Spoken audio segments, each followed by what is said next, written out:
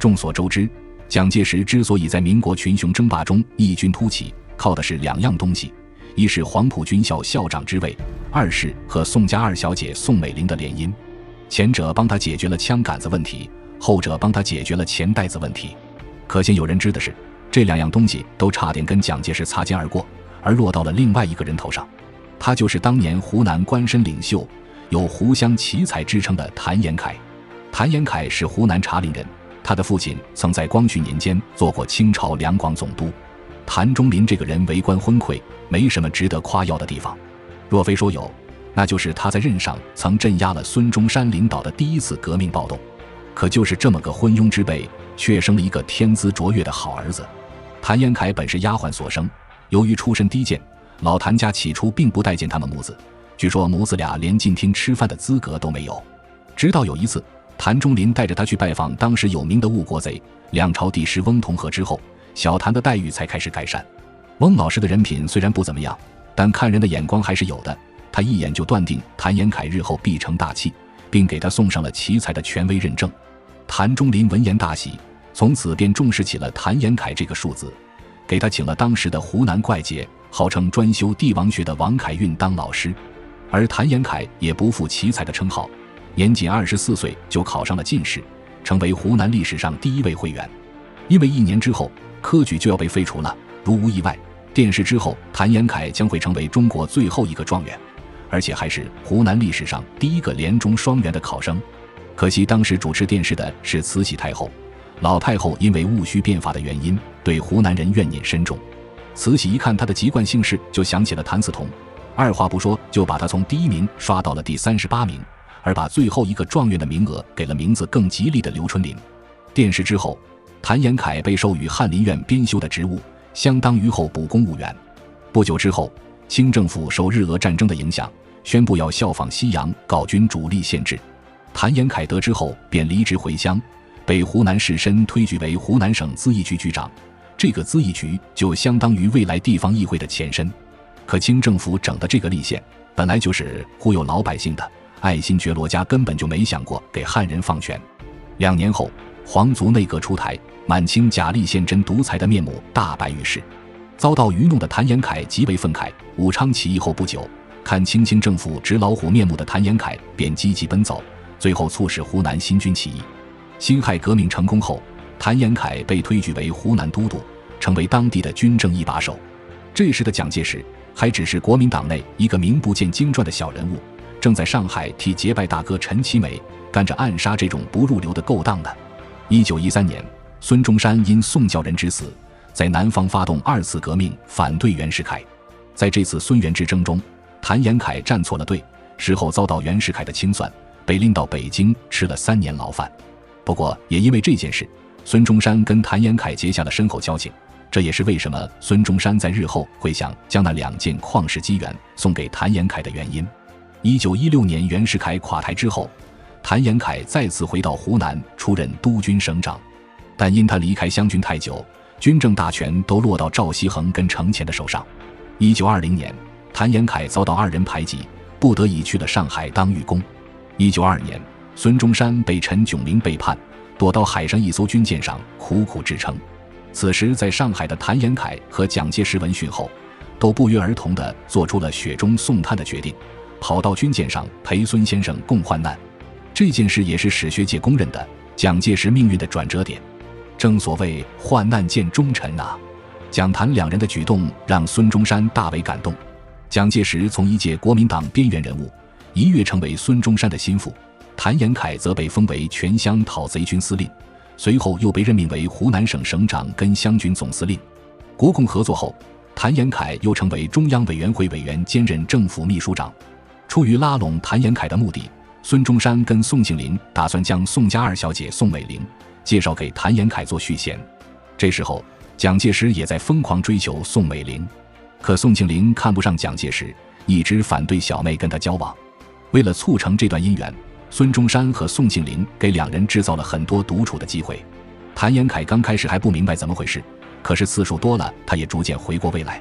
得知孙中山夫妇竟然是要自己娶宋美龄，谭延闿顿时哭笑不得。谭延闿的女儿谭祥可是宋美龄的同学，以谭延闿的年龄给宋美龄当爹都嫌老，这不是闹笑话吗？更何况谭延闿还是个痴情的好男人，他与结发妻子感情极深，自从妻子去世后，谭延闿便再也没有这方面的心思了。可若是拒绝了这门婚事，不仅负了孙中山夫妇的面子，还会得罪树大根深的宋氏家族。为了婉拒这门婚事，谭延闿想出了一个好办法，他让自己的女儿谭祥认了老同学宋美龄做干妈，这样一来，既能婉拒和宋美龄的婚事，也不会让双方难堪，还能跟宋家攀上关系，可谓是一箭三雕。跟宋美龄的婚事告吹之后，孙中山仍旧没有放弃拉拢谭延闿的心思。这些年来，孙中山在跟北洋军阀的战争中屡战屡败，国共合作后，孙中山痛定思痛，认为自己之所以干不过北洋军阀，就是因为自己手下没有忠于自己军事团队。北洋军阀能靠着几千保定生统治中国，自己也应该建立国民党的保定军校。在苏联的资助下，孙中山踌躇满志地准备开办黄埔军校，可这个校长的位置却迟迟没有合适的人选。不是有蒋介石吗？事实上，蒋介石根本就不是孙中山心中的第一候选人，毕竟蒋介石此前根本就没有什么军旅经验。他最先找到的是谭延闿，可此时的谭延闿历经沧桑，锐气已经消磨殆尽，再加上他根本就没看出这个位子背后的无限潜力，于是就婉拒了黄埔军校校长的宝座。谭延闿不干，孙中山便想把校长的位子给谭延闿的就不成钱。至于蒋介石嘛，孙中山本来是准备让他当副校长的，可蒋介石却不愿意屈居成前之下，竟耍起了小孩子脾气，离家出走了。后来在国民党元老财神爷张静江的劝说下，孙中山才勉为其难地让他当了黄埔军校的校长。虽说历史没有如果，可如果当年谭延闿没有拒绝黄埔校长之位和宋美龄，但历史的结果也许会大不一样。蒋介石之所以能够在民国风云中异军突起，黄埔师生起到的作用可谓是居功至伟。蒋介石在担任校长期间，经常借助职务之便公器私用，挪用公款来接济有困难的黄埔学生。这些学生受到他的恩惠后，对他感恩戴德，在此后的历次政治斗争中，都毫不犹豫地站在了蒋介石一边。正是因为有了这些黄埔学生的辅助，蒋介石才能够屡次下野，却又能屡屡上演王者归来。这种靠着师生情谊连结而成的私人军队，相对于同时代的其他军阀的草台班子更具凝聚力。在数十年的军阀混战中，没有哪个黄埔学生背叛过他们的校长，而反观冯玉祥、杨虎城、张宗昌这些军阀则没有这份能耐，因此他们只有被蒋介石分化瓦解的份，而没有办法反过来对蒋介石进行分化瓦解。此外，黄埔军校还是一个源源不断的人才输出器。要知道，做大事的第一要义就是人才，你的摊子铺得越大，就需要越多的人才来帮你管理方方面面的事物，否则你打下的地盘再大也没有任何控制力。比如说张学良他爹奉系军阀张作霖吧。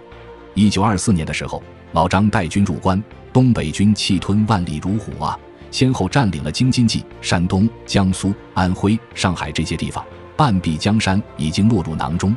可就是因为手上的直系人才不够，不得不保留大部分旧势力，结果就导致队伍成分太过复杂，前线一场战败，后方千里崩盘。可手握黄埔的蒋介石却没有这样的顾虑，哪怕抗日战争、解放战争那么艰难的时候，黄埔系控制的地盘都没有背叛过他。总而言之，打天下没有长胜不败的，关键不在于你能赢多少次，而是能扛得住多少次失败。如果不是遇到了组织形态更加可怕解放军，老蒋的黄埔军绝对是那个时代中国军界当之无愧的一个。这也就是说，蒋介石能有后来的成就，跟他个人的才能没多大关系，比他才能高的人多了去了，他只不过是恰好站在时代的风口，刷到了黄埔军校这件神奇罢了。如果当年谭延闿担任黄埔校长，以他的才能，难道后来的成就会比蒋介石差吗？要知道，那时候老谭已经名满天下的大人物，无论是威望还是能力，都是彼时的蒋介石望尘莫及的。如果他没有谦让，那也许后来的电视剧上只有谭校长而无蒋校长喽。说完黄埔军校，我们再来说说价值丝毫不下于黄埔军校的宋美龄。在蒋家王朝的创业历史中，宋美龄这个女人的价值是如何高估都不为过的。有句话叫做无粮不聚兵，蒋介石虽然坐拥黄埔这把枪杆子，但如果没有钱袋子的支持，他最后也是成不了气候的。孙中山革命一生之所以屡战屡败，除了没有过硬的枪杆子之外，一个更重要的原因是他没有钱。在遇到苏联人之前，革命党的资金来源绝大部分都来自于海外华侨的捐助，可海外同胞大多都是底层人，再怎么支持勒紧裤腰带，也没办法支撑起一场全国性革命呀。孙中山也曾寻求过欧美财团的支持，可人家根本就不看好他，钱都借给了北洋政府和各路军阀，所以他蹉跎半生也一事无成。直到遇到苏联人，在苏联3000万金卢布的输血之下，他才有本钱开创黄埔军校，搞自己的军队，这才有了他晚年的高光。可以这么说，国共两党一开始都是靠苏联输血养活的。正所谓拿人手短，吃人嘴短呀，这样一来你就难免要受制于人。就拿共产党来说，在毛主席上台之前，中共领导人由谁来当，那都是苏联说了算的。蒋介石在创业初期也是如此，他只能靠着谄媚讨好苏联代表鲍罗廷，才能保住自己的地位。随着蒋介石的势力越大，他就越依赖苏联的资金，这任谁都是不愿意的。1927年国共北伐，受到刺激的上海买办头子江浙财阀于洽清找到蒋介石，给出6000万大洋的价码，换取他背叛革命。这帮人是当时中国最有钱的财团，自以为抱上大腿的老蒋为表诚意，发动412反革命政变，交了投名状。可大炮一响，黄金万两呀，6000万很快就用完了。蒋介石再次向江浙财阀伸手要钱。江浙财阀上次给钱是因为共产党逼得太狠，那是一次性买卖，可蒋介石却想当长期饭票来透支，那自然不行。恼羞成怒的蒋介石露出流氓本性，对这些人搞起了绑票勒索恐吓。江浙财阀也很干脆，直接断了他的资金来源。没钱是万万不能的，不到1个月的功夫，蒋介石就被迫下台了。经此一事，蒋介石总算认识到了这伙人的厉害，想要重新上台，就要重获财阀的欢心。宋氏家族是江浙财阀中的佼佼者，而且还有美资背景。蒋介石下台后，通过跟宋美龄联姻，向财阀表示自己洗心革面的诚意，再次获得江浙资本的支持，没2个月的功夫就重登总裁宝座了。由此可知，谭延闿把天下送给了蒋介石一说绝非虚言。1930年，蒋介石打赢中原大战，在名义上统一全国，走向人生巅峰。与此同时，谭延闿则走到了人生的尽头。天意呀！